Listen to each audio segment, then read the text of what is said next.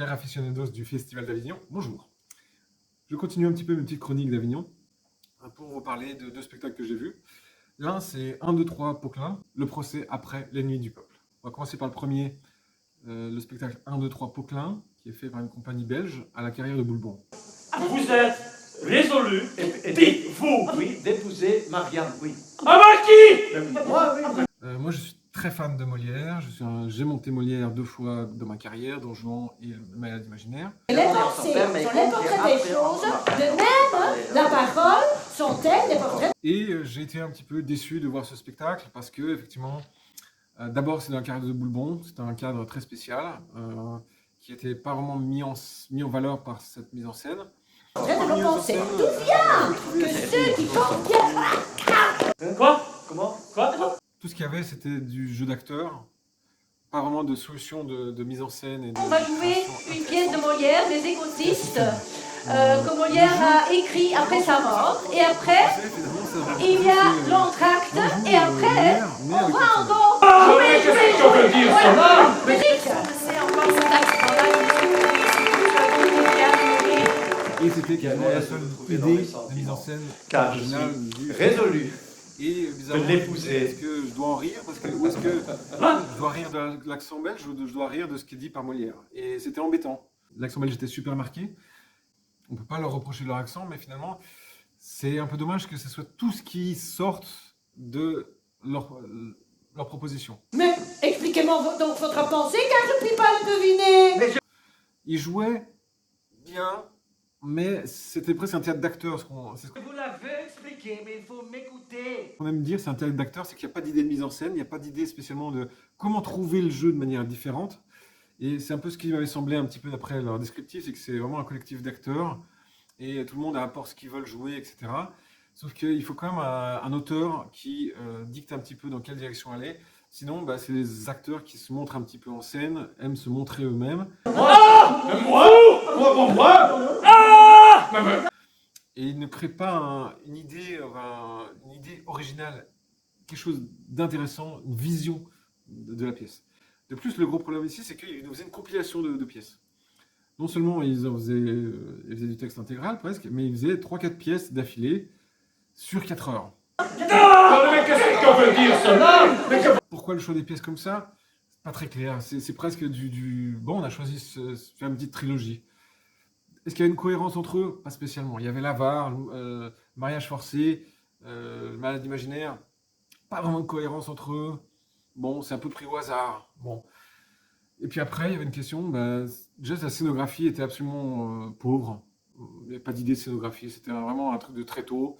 Ils avaient mis 2 lustres et puis un rideau derrière, un rideau de fond. Et puis voilà, un jeu de tréteau qui peut exister, hein, qui a sa valeur, c'est un truc traditionnel. On voit beaucoup, par exemple, la cour du Barouf avec la Commedia dell'arte, qui font, selon les règles de la Commedia dell'arte, du jeu sur tréteau. Ça, je respecte, mais en dehors de ça, il n'y avait pas grand-chose d'autre. Et pour le théâtre In, c'était un petit peu léger, quoi. Le niveau de création et d'imagination était vraiment faible. Pareil aussi pour les costumes. Là, j'ai un petit coup de gueule à passer parce que franchement, les costumes étaient très pauvres. Dites pas rouge? Mais non, grise. Gris rouge? C'est ce que je voulais dire. Pas imaginé. On sentait qu'ils étaient sortis, ils les avaient achetés à Emmaüs, quoi, ou en seconde main. Et ça encore, on peut le faire. On peut le faire de la récup, je trouvais des anciennes fringues. Et pour la plupart des compagnies qui n'ont pas forcément de l'argent, je peux le comprendre. Mais pour une compagnie qui va au IN, qui a quand même un bon budget, qui est financé par plusieurs théâtres, par plusieurs festivals, ils devraient avoir les budgets pour ça. Et ces costumes-là, ils ne sont pas conçus. Ils sont accidentels, puis ils sont de mauvais goût. Il y avait des mecs des fois en short ou avec des guêtres, ça semblait sale. Et ça semblait pas expliqué, ça semblait pas. J'ai trouvé une conception pour ce jeu. Non, j'ai trouvé les premiers habits qui me sont trouvés, que j'ai trouvés par terre, et puis je les mets sans me poser la question si ça me va. Parce qu'on peut créer une image, un style qui va donner un sens au personnage. Mais non, là, il n'y avait rien, c'était vraiment accidentel.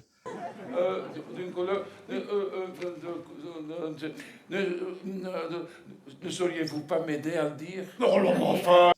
Le deuxième spectacle, c'était le procès après l'ennemi du peuple. C'était un spectacle brésilien avec Wagner Moura, que vous avez peut-être vu dans Narcos sur Netflix. Et ce spectacle était plus intéressant. Alors, ça parlait justement, ça parle d'un scientifique qui a voulu qui a été lanceur d'alerte, qui a voulu prévenir sa communauté d'un danger, d'une catastrophe qui les menaçait.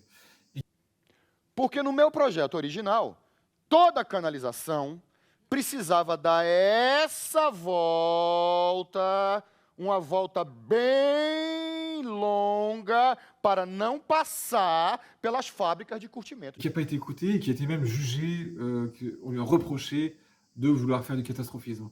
Et c'est une pièce qui résonne énormément dans notre période actuelle, notamment à cette période de canicule, où on voit des périodes, une canicule épouvantable qui crée des catastrophes, qui a été avertie, annoncée par les gens du GIEC et de beaucoup de scientifiques, qui a été ignorée par le politique et puis une partie de la population qui n'y croit pas trop, qui ne croit pas au réchauffement climatique, au dérèglement climatique. Malgré qu'il y a des gens qui nous l'ont prévenu depuis longtemps. Cette question, moi je l'attends depuis plus de 25 ans, c'est pas nouveau.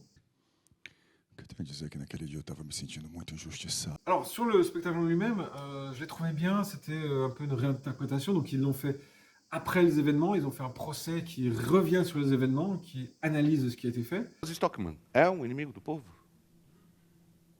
Eu estou aqui para dar essa resposta que Je trouvais ça intéressant, c'était bien joué. L'action était là, située au Brésil. C'était le cas, c'était placé dans une petite ville où ils avaient créé une station balnéaire basée sur des sources qui avaient des propriétés guérisseuses. Sauf qu'ils ont fait une canalisation qui passait, qui en prenait les eaux d'une fabrique de tannerie, une tannerie qui amenait des tanins, qui étaient des substances toxiques qui provoquaient des maladies chez les gens qui se baignaient dans ces sources. Une espèce de complexe de spa, c'était devenu en quelques années le pain de toute la communauté qui était justement, qui n'avait pas beaucoup d'autres sources de revenus. Et donc, dès qu'on leur a dit, il faudrait que vous les fermiez pour 2 ans, et toute la communauté s'est dit, mais ouais, attends, qu'est-ce qu'on va faire pendant ce temps-là, pendant les travaux? Et ça résonne effectivement avec beaucoup de combats écologistes qui se passent actuellement. On se dit, mais il faudrait qu'on change ça, mais tout le monde est affolé à l'idée de faire cette transition écologique qui peut être douloureuse. Et ce qui était intéressant est de toucher à une question qui doit nous parler, qui est la question du conflit entre l'intérêt général et l'intérêt particulier. And then we're going to try and use shark spotters on the beach. Are you going to close the beaches? Yes, we are. L'une des points très intéressants dans ce spectacle, c'est que le lanceur d'alerte, le docteur Stockman, à un moment donné, il va se friter avec la population, il va leur reprocher, de leur dire de ne pas vouloir suivre l'intérêt général, et il les accuse, et il dit que la démocratie, il ne faut pas la suivre. Nunca tem razão, é essa a maior mentira social que já se disse. Todo cidadão livre deve protestar. Que c'est tous des cons, ils n'y comprennent rien, qu'ils sont des criminels presque. Et ils s'attaquent même au principe de démocratie. Os habitantes de país, as pessoas inteligentes ou os imbecis. Estamos todos de acordo, penso eu, em afirmar que, em se considerando o globo terrestre como todo, os imbecis formam a maioria. Et de la majorité qui ne prend pas forcément les bons choix. Et c'est une vraie question qui malheureusement est terrible, c'est que des fois la démocratie, elle suit tout l'opinion majoritaire, on va dire, mais qui n'a pas forcément raison. Par exemple en France, il y a plus de 20 ans, il y a plus de 40 ans, Mitterrand a mis fin à la peine de mort, alors qu'une majorité des Français était pour. Donc bon, il a fait cette décision à l'encontre de la majorité. Maintenant, la plupart des gens disent que c'était une bonne chose, mais ce n'est pas le cas. Ça parle aussi de choses que la majorité peut avoir tort. Toutes les démocraties aussi ne sont pas dénuées de tout reproche. Les démocraties comme les USA, l'Angleterre, la France et bien d'autres, nous avions eu beaucoup de tort. Les USA font des guerres colonialistes, qu'on pourrait dire, et c'est une démocratie. La démocratie ne veut pas dire que c'est tout le temps le meilleur, la meilleure politique qui est menée. Et aussi, malheureusement, le peuple peut avoir tort. Et dans un sens, les scientifiques ont raison à certains moments, mais le politique ou le peuple est un peu en retard dans ce domaine-là. Et ça pose une question, effectivement, est-ce qu'on peut, dans le cas de l'intérêt général, écoutez, passer à côté de la vie du peuple? C'est une raison pour laquelle, par exemple, des politiciens sont nommés pour prendre des décisions qui sont peut-être des fois à l'encontre des désirs, des intérêts de la population, si c'est pour l'intérêt général. On a vu le cas avec Macron qui a pris plein de décisions pour les retraites, pour ceci et pour cela, par le 49.3, sans respecter ni le Parlement, ni le souhait des Français, mais c'était des décisions qui n'étaient pas forcément dans l'intérêt général, ou une vision particulière des intérêts généraux de la nation. Et là, c'est le cas un peu inverse, effectivement, c'est le cas de la préservation de la nature. Là, il y a le sujet des pesticides qui ont été réintroduits en France, contrairement aux premières décisions françaises. Et c'est contre l'intérêt de la santé du peuple. C'est facile de changer notre mode de vie qu'on peut se le permettre. Quand on a les moyens de s'équiper de climatiseurs ou de créer des maisons qui soient écologiquement viables, qui résistent à la chaleur l'été, ou des voitures qui ne polluent pas. Mais pour ceux qui n'ont pas les moyens de le faire, c'est très difficile. Donc ça crée un vrai problème, et ça parle aussi de la difficulté de pouvoir dire la vérité. Parce qu'il y a des sujets qui fâchent. A verdade acabou.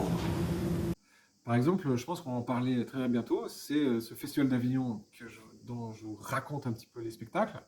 Il provoque structurellement des grosses inégalités et des gros problèmes économiques pour les compagnies de théâtre, et pourtant, rien n'est fait pour le changer. Il y a dans ce festival d'Avignon des énormités écologiques. Mais c'est une institution et on ne va pas la changer, et ça fait travailler des gens d'Avignon. Je vais en parler plus longtemps dans une nouvelle vidéo, mais ça parle d'une chose, c'est qu'effectivement dire la vérité qui dérange, c'est absolument dévastateur. Il y a beaucoup de gens qui ne veulent pas l'entendre. Tout le monde dit, mais il faut dire la vérité, c'est pas vrai.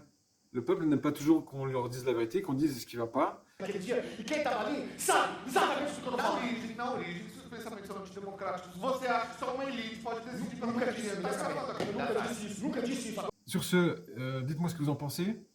Dites-moi ce que vous avez pensé de ces spectacles. Et puis, retrouvons-nous sur les prochaines vidéos. Et bon festival.